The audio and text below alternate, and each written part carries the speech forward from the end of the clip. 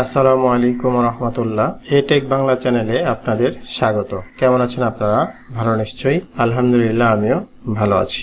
আজকে আমি আপনাদের সাথে কিবোর্ড পরিচিতির দ্বিতীয় পর্ব নিয়ে আলোচনা করব।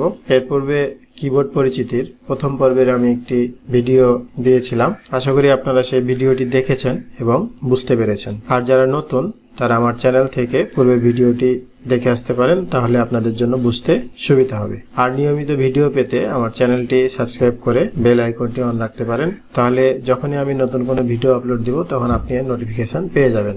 আর যারা অলরেডি সাবস্ক্রাইব করেছেন তাদেরকে অসংখ্য ধন্যবাদ।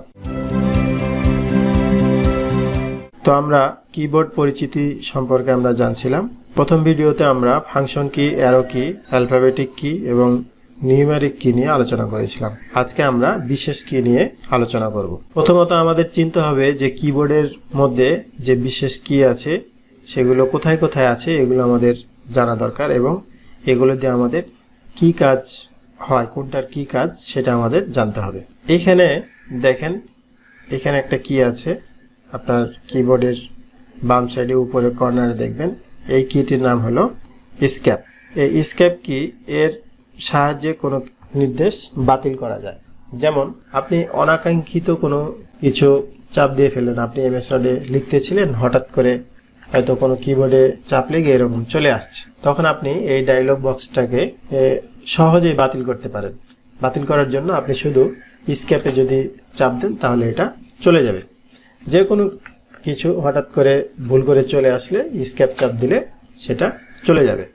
এরপরে দেখেন ট্যাব কি, এখানে এই জায়গায় আছে, দেখেন ট্যাব, আপনার কিবোর্ডে এখানে আছে ট্যাব। এই কি এর মাধ্যমে প্যারাগ্রাফ, কলাম, নম্বর, অনুচ্ছেদ, শুরুর স্থান ইত্যাদি প্রয়োজন অনুযায়ী প্রস্তুতের জন্য এই কি ব্যবহার করা হয়। এরপরে দেখেন এখানে আছে ক্যাপস লক।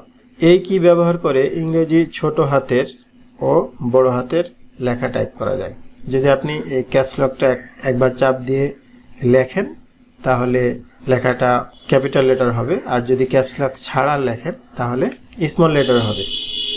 এটি আপনি শিফট কি ধরেও লিখতে পারেন। যদি শিফট কি ধরে রাখেন তাহলে কিবোর্ডের যে এ বি সি এগুলো আছে এগুলো ক্যাপিটাল অক্ষরে আসবে।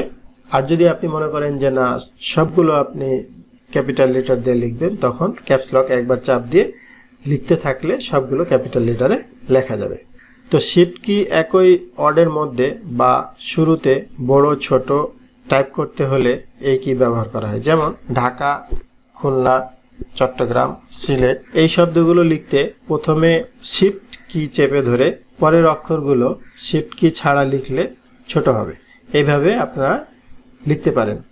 এরপরে দেখেন আপনার কিবোর্ডে এখানে দেখেন কন্ট্রোল কি, এখানে একটা কন্ট্রোল কি। আমরা দুই সাইড থেকেই কন্ট্রোল ব্যবহার করতে পারি। এখানে একটা কন্ট্রোল কি আছে এবং এই জায়গায় একটা কন্ট্রোল কি আছে। এর সাথে বিশেষ কি একসাথে চেপে কমান্ড দেওয়া হয়। বিভিন্ন ধরনের কমান্ডের জন্য এই কিটি ব্যবহার করা হয়। যেমন যদি আমরা সেভ করতে চাই তাহলে কন্ট্রোল এস দিলে আমাদের সেভ হবে। যদি সবগুলো সিলেক্ট করতে চাই লেখা তাহলে কন্ট্রোল এ দিলে সিলেক্ট হবে। এইভাবেই আমরা এই কন্ট্রোলটাকে ব্যবহার করতে পারবো। এরপরে দেখেন এখানে অল্টার আছে, এখানেও অল্টার আছে। আপনার কিবোর্ডে দুই সাইডে অল্টার আছে। বিভিন্ন প্রোগ্রামের বিভিন্ন নির্দেশ দেওয়ার জন্য এই কি ভিন্ন ভিন্নভাবে ব্যবহৃত হয়। যেমন বিভিন্ন কমান্ড তৈরি করা। যেমন যদি আপনি অল্টার এফ দেন, অল্টার এফ সি দেন, তাহলে আপনার এমএস ওয়ার্ডের ফাইল ক্লোজ হয়ে যাবে। আমরা যখন কিবোর্ডে লেখালেখি করব তখন এর ব্যবহারগুলো আমরা জানতে পারবো।